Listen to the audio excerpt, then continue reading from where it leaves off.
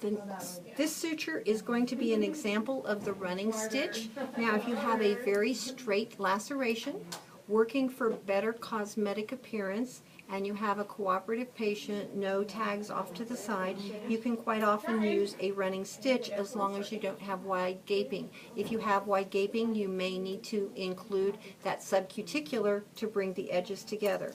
With a running stitch, we start very much the same as we did with the simple interrupted.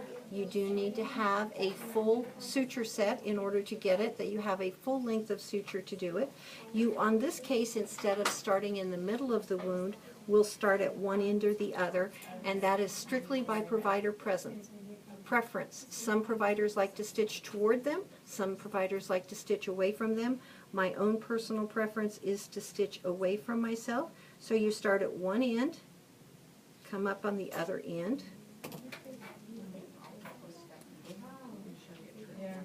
pull your needle through all the way down to the end.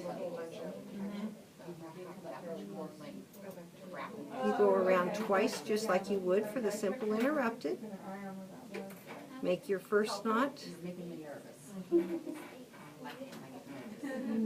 your second knot, your third knot, and again, provider preference depending on the amount of tension. Some people like 4 knots, some say that 3 is sufficient. It's a matter of your choice and your comfort level and how much tension. Now in this case, we want to leave this long suture connected to the needle intact. The only one we want to trim is the short tail that we have left off here. You then will pick up your needle,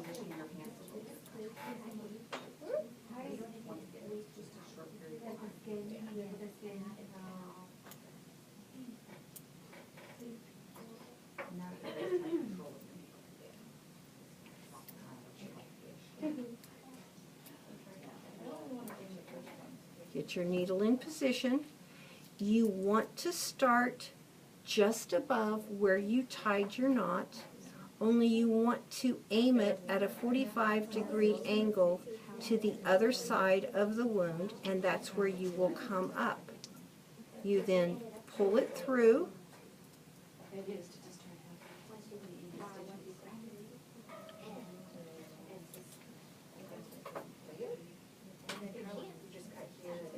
reposition your needle.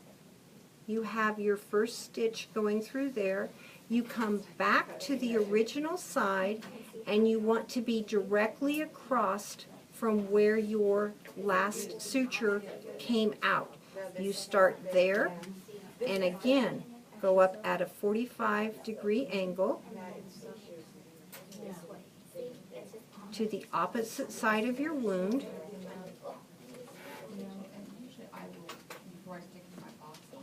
Pull your needle through, and you now have a nice suture right across where you have.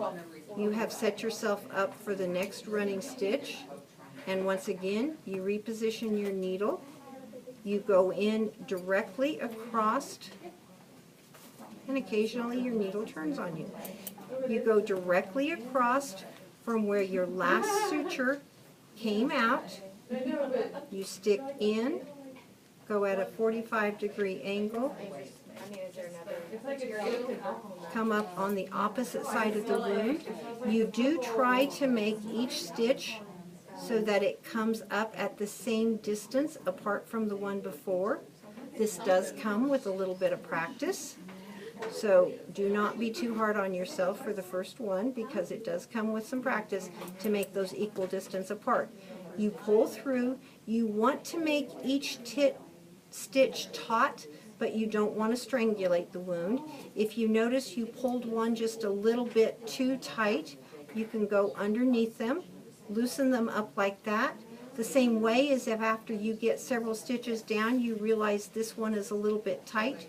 You can put a little bit of tension on your suture here, pull on this one, it will pull that one up, and you can go ahead and tighten them. You do want them straight across the wound, but you do not want to have the tension that you're strangulating the wound or that you have any pinching motion to the wound itself. The edges should lay flat and smooth. Pull this one through, and again, you're starting where you came out for the last one on the opposite side, sticking in, and then coming out at a 45-degree angle to the next spot. You do want to come in and out at equal distances away from the wound.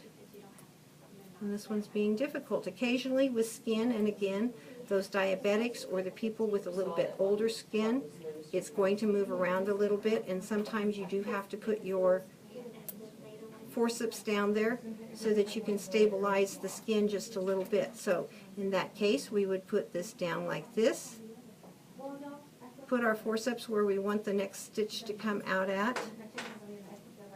It provides a little bit of tension so that we can get a nice even pull, and we put it across. You then want to check all your stitches. We're at the end of the wound. So for the final stitch and how you tie this off,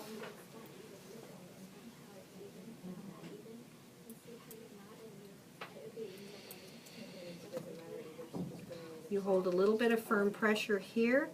You stitch in directly across, but in this case you come up right next to where your last stitch ended. You want to go underneath, pull it through, following along, but you leave just a little bit of a tag here. Lay your needle out of the way.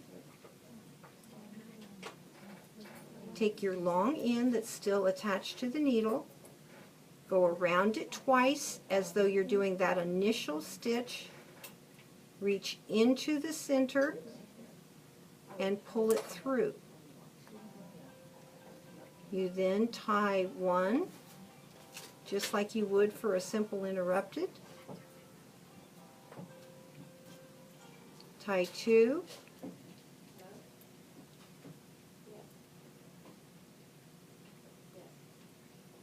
And tie your third. And then you will trim the edges of the suture off. Only you will actually have 3 ends because your loop and your one final. And then you have your running stitch.